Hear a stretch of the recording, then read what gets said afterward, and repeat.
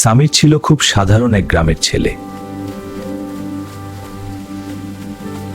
সে প্রতিদিন মসজিদের পাশ দিয়ে স্কুলে যেত। বাবা, মসজিদে এসে 2 রাকাত নামাজ পড়ে যাও। জি ইমাম সাহেব। আমি কি পারবো নিয়মিত নামাজ পড়তে?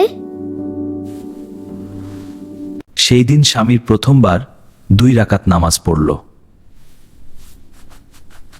ধীরে ধীরে তার আচরণ বদলাতে লাগলো। সামির এখন খুব ভালো হয়ে গেছে। সামির এখন সবার জন্য উদাহরণ। বাবা, তুমি এখন খুব বদলে গেছো। আমি শুধু আল্লাহর কাছে দোয়া করি। ছোট দোয়াই তার জীবন বদলে দিল।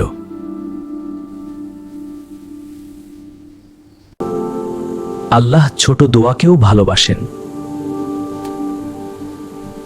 যে আল্লাহকে ডাকে, আল্লাহ তাকে পথ দেখান।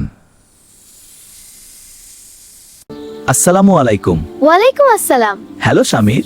সামির এখন সবার সাথে ভালো। আমরা একসাথে খেলি। আল্লাহ তোমাকে আরো ভালো বানান।